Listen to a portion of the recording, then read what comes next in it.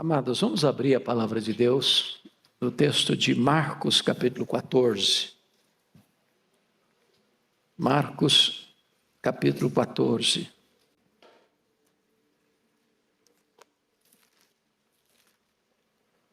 Versos 32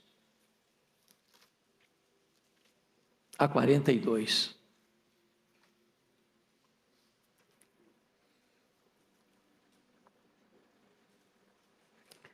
Jesus no Getsêmani. Então foram a um lugar chamado Getsêmani. Ali chegados, disse Jesus a seus discípulos: assentai-vos aqui enquanto eu vou orar. E levando consigo a Pedro, Tiago e João, começou a sentir-se tomado de pavor, nem passará o que Jesus enfrentou no Getsêmani. O sofrimento dele é único, singular, irrepetível. Então gostaria de olhar esse texto, primeiro observando o local onde Jesus agonizou.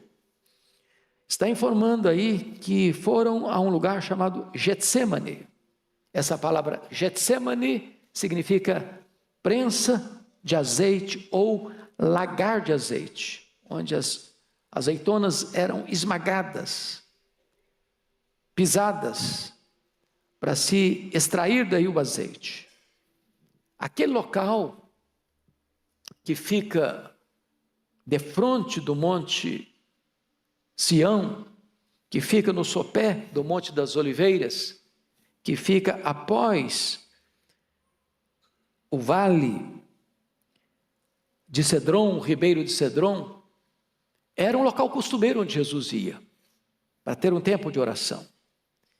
E foi ali que ele enfrenta a grande batalha. Foi ali que ele toma a grande decisão de não recuar diante da cruz, mas de fazer a vontade do Pai, porque para aquela hora ele tinha vindo. Foi ali que ele enfrenta e vence a grande batalha.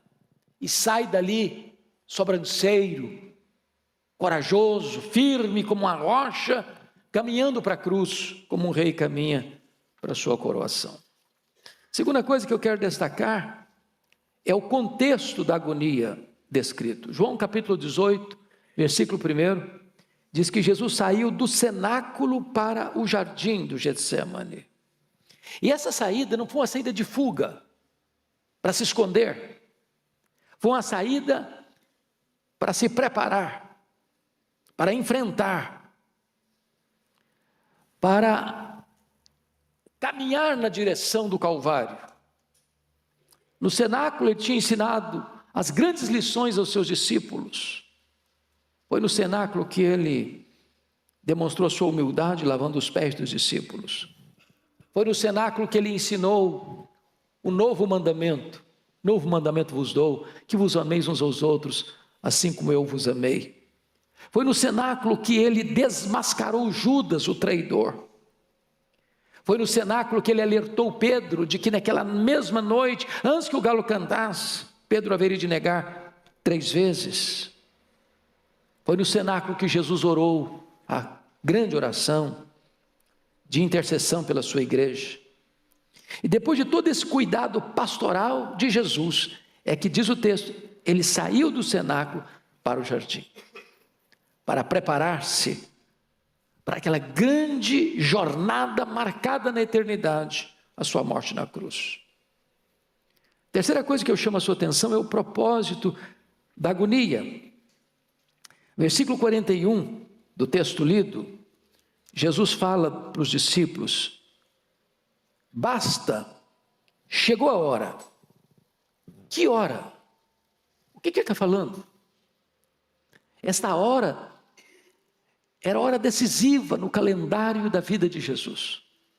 Para essa hora ele veio, a hora da sua entrega, a hora em que ele seria entregue nas mãos dos pecadores, a hora em que ele seria condenado pelos homens, a hora em que todas as forças da terra, sejam os judeus, sejam os gentios, seja no campo político, seja no campo religioso, seja até domesticamente, todos se uniriam para condená-lo. Porém, A sua morte não seria um fracasso, não seria um acidente, seria uma agenda estabelecida pelo próprio Pai, antes mesmo que o mundo fosse criado. Para essa hora, ele veio e essa hora havia chegado. Então, eu quero destacar aqui 4 lições sobre o Getsemane da vida. Em primeiro lugar, é o Getsemane da tristeza, de uma tristeza assoladora. Veja comigo os versos 33 e 34. Você pode ler comigo, por gentileza, esses 2 versos? E levando consigo a Pedro, Tiago e João, começou a sentir-se tomado de pavor e de angústia. E lhes disse: a minha alma está profundamente triste até a morte. Fiquai aqui e vigiai comigo. Você e eu temos tristezas na vida. A nossa vida é carimbada por tristezas. Nenhum de nós está imune a esse sentimento. Mas nenhum de nós pode suportar ou enfrentar a tristeza que Jesus enfrentou. Do que ele está falando? A ponto do texto nos informar que ele foi tomado de um pavor, de uma angústia, de uma tristeza avassaladora, a ponto de ele, sendo filho de Deus, pedir aos seus discípulos solidariedade. Ficai comigo, vigiai. Do que ele está falando? E eu quero destacar aqui 2 coisas. Primeiro, no que não consistia essa tristeza. Porque às vezes as pessoas olham esse cenário de um ponto de vista puramente humano. Jesus está triste porque ele está sabendo que ele vai ser preso, ele está sabendo que os discípulos vão abandoná-lo, ele está sabendo que Judas vai traí-lo, ele está sabendo que Pedro vai negá-lo, ele está sabendo que poderemos valorizar a nossa redenção se nós não tivermos compreensão do que Jesus suportou ali no Getsemane por você e por mim. Mas em segundo lugar, eu quero destacar uma segunda lição. O Getsemane da vida é o Getsemane da solidão perturbadora. Veja comigo o verso 35, por gentileza. E adiantando-se um pouco, prostrou-se em terra e orava para que, se possível, lhe fosse poupada aquela hora. Verso 39, retirando-se de novo, orou repetindo as mesmas palavras. É curioso que Jesus disse muitas coisas para as multidões. Quando ele desmascarou o traidor, ele só falou para 12 dos seus discípulos. Quando ele abriu o coração para dizer que a sua alma estava profundamente triste e angustiada até a morte, ele só contou isso para 3, Pedro, Tiago e João. Mas quando ele suou sangue, na mais titânica batalha da humanidade, ele estava absolutamente sozinho. Talvez há pequenos paralelos na nossa vida. As multidões nos acompanham, nos escutam, veem as nossas façanhas. Uns poucos, talvez, escutam de nós as coisas mais íntimas. Talvez os mais próximos conseguem acompanhar as horas de profunda tristeza. Mas aquela luta, talvez mais difícil, é você e Deus.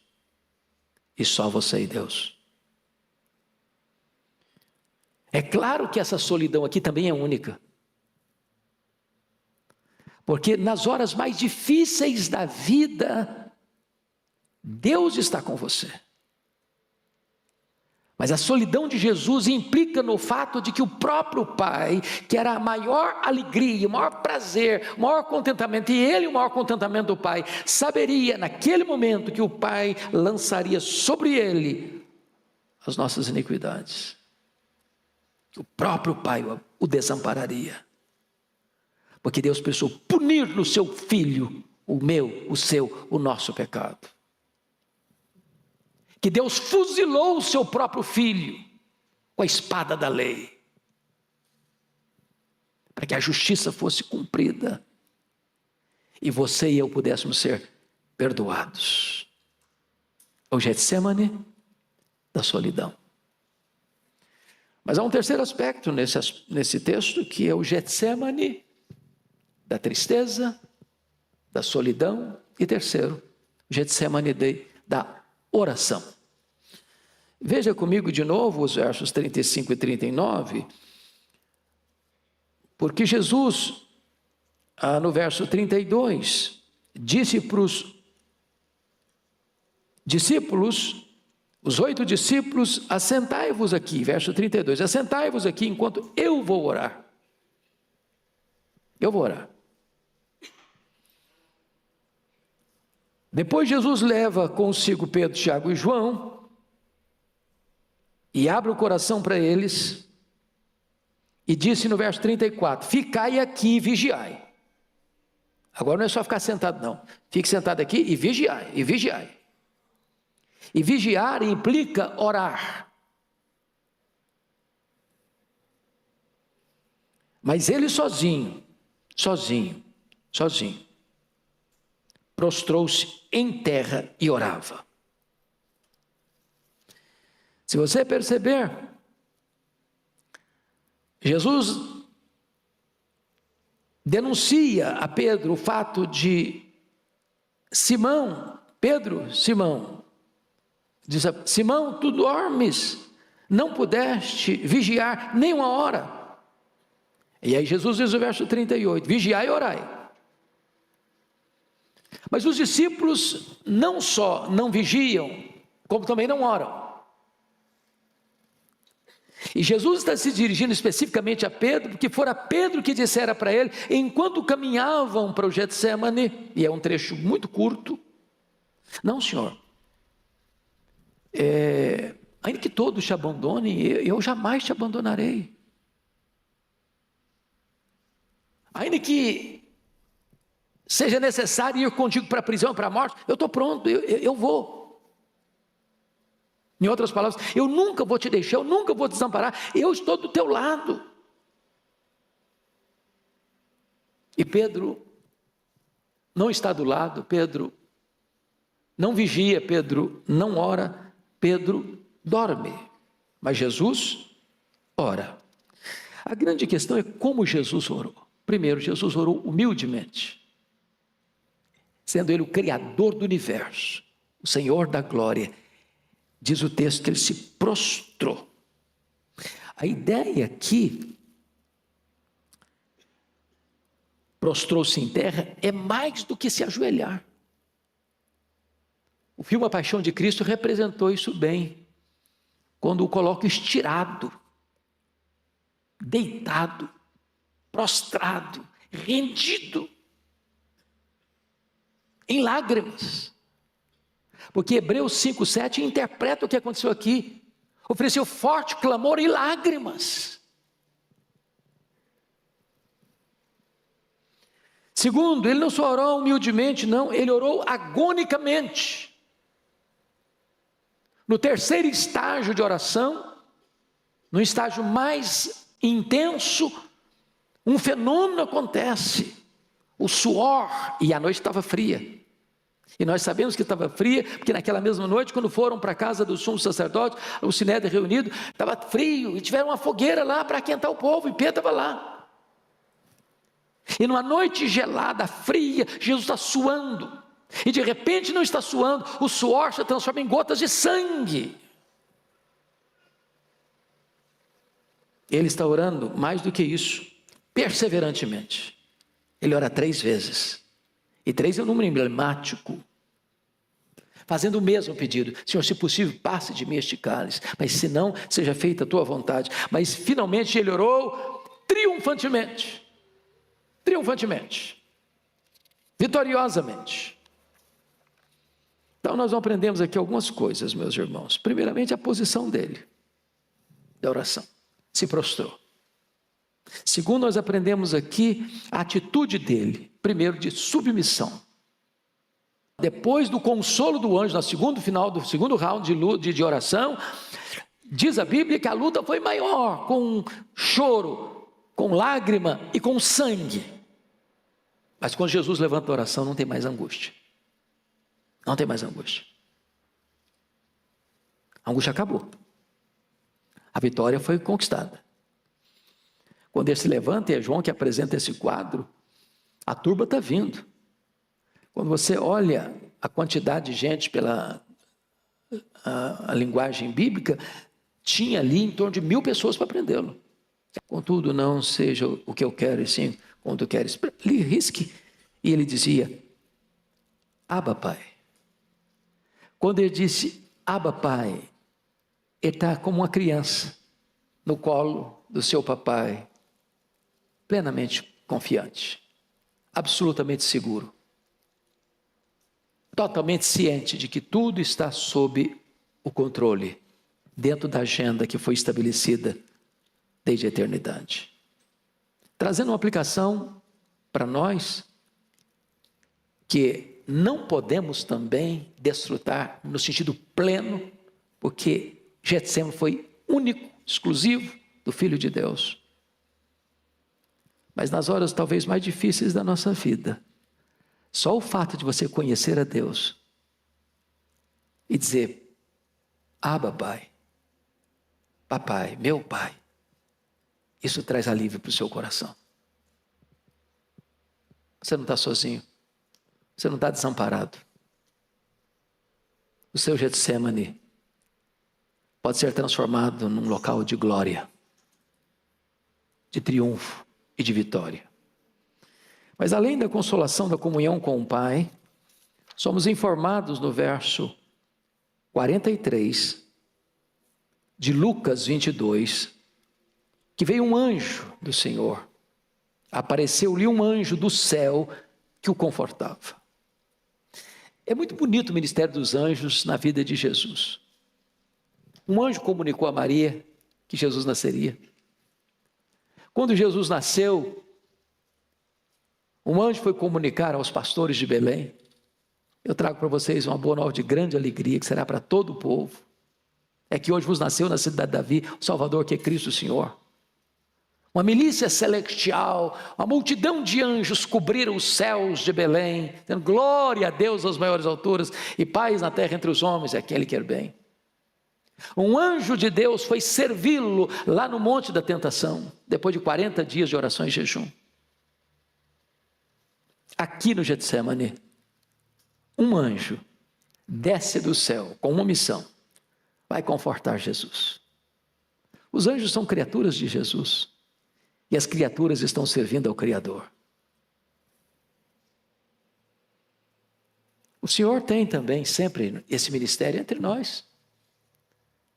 Quantas vezes você já foi servido por um anjo sem saber que estava sendo servido por um anjo? Quantas vezes Deus já te deu o livramento que você nem imaginava que era a providência de Deus? Eles são ministros de Deus, que trabalham em favor da igreja. Eles estão aí, cuidando, velando, protegendo, consolando.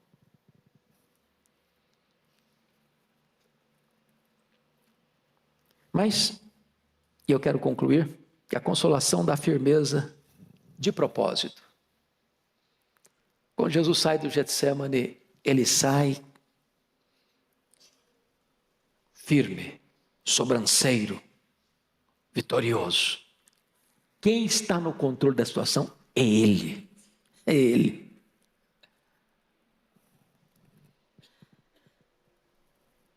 Vai ser acusado? Vai. Vai ser preso? Vai. E sabe o que ele disse para as pessoas que vieram prendê-lo? Sabe o que vocês estão prendendo agora? Está lá em Lucas. Não é que vocês são mais fortes? Não é que vocês conseguiram armar um exército tão grande que não consigo resistir?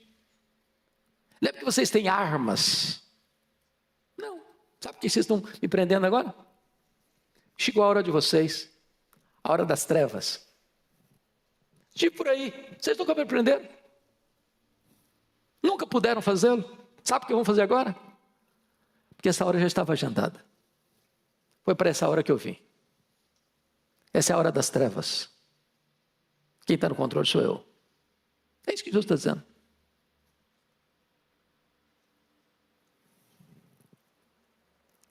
Pilatos estava em apuros. Em apuros.